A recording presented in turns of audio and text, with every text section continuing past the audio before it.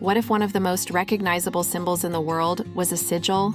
Not in some occult textbook, but marching in the streets, on banners, patches, and posters. The peace symbol, that elegant, haunting glyph, wasn't just graphic design. It was ritual, it was intent, it was protest turned into magic, and it worked. In 1958, British designer Gerald Holtham was commissioned to create a symbol for the campaign for nuclear disarmament. He didn't choose random shapes. He used semaphore signals, a kind of coded flag language. The shape of the peace symbol combines the semaphore for N, 2 flags down at an angle, and D, 1 straight up, 1 straight down. Nuclear disarmament. He enclosed it in a circle, a symbol of unity, of totality, a binding circle, a spell. But here's where it gets deeper. Holtham described his original drawing as a figure in despair, arms outstretched downward, a person broken open by the horror of war. He said it was the individual in despair, with hands palm outstretched downward, a literal human sigil, a figure of power and grief. In Chaos Magic, we talk about sigils as compressed intentions. You write your desire. You reduce it to symbols. You charge it with energy. You release it.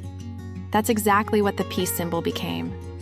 A compressed collective desire for sanity, for survival, for peace, carried by bodies, chanted, painted, tattooed. The act of wearing or displaying it charged it. The streets charged it.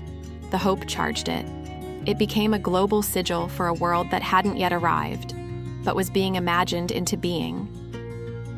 From anti-nuclear protests in the UK, to civil rights marches, to anti-war protests across the United States, the peace symbol mutated and evolved.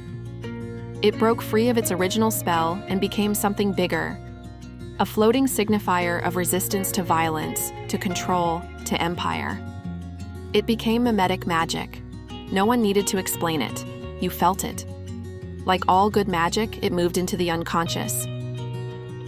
The peace symbol teaches us this. Magic doesn't always wear robes. Sometimes it wears denim jackets. Sometimes it marches.